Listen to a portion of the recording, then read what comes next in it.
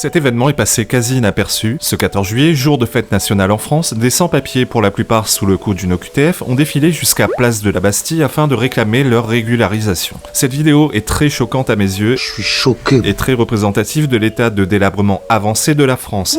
À part dans quelques pays en fin de vie comme le nôtre du style l'Allemagne ou la Belgique, imaginez cette scène n'importe où dans le monde. Tout d'abord, le fait de défiler le jour de notre fête nationale est une provocation insensée.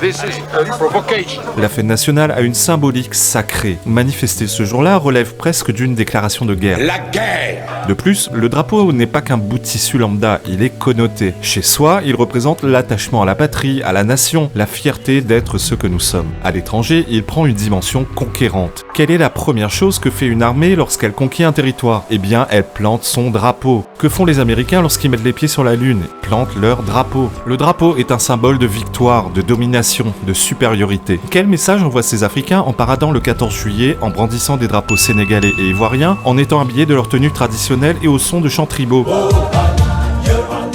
Les États-Unis, c'est le pays de la liberté d'expression. Pourtant, est-ce que vous imaginez cette même scène dans les rues de New York le 4 juillet, ou n'importe quel autre jour d'ailleurs? Non, je ne crois pas, non. Il fut un temps où, pour appartenir à la communauté nationale, il fallait prouver son amour pour la France. La France du général de Gaulle. Ici, vous avez des gens qui affichent ouvertement leur mépris total pour le pays à qui ils réclament la régularisation. Quelqu'un peut m'expliquer le sens de tout ça? Faut arrêter de faire les zigotos. Comment appelle-t-on une démarche qui consiste à réclamer quelque chose tout en défiant ceux à qui vous réclamez cette chose? C'est un peu compliqué. Appelez ça comme vous voulez. Fâchez-vous comme vous voulez, je m'en fous! Mais moi j'appelle ça du chantage, du racket, de l'extorsion. Oui. En apparence, tout cela a l'air bon enfant, mais la symbolique de la démarche est lourde de sens et très grave.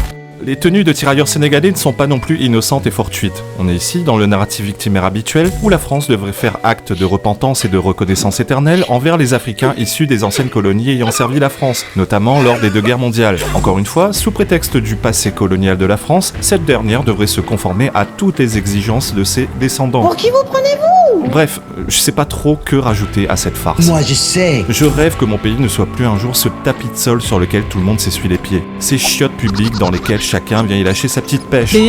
Cette prostituée que tout le monde veut baiser sans payer. Malheureusement, je crains que ce jour n'arrive jamais.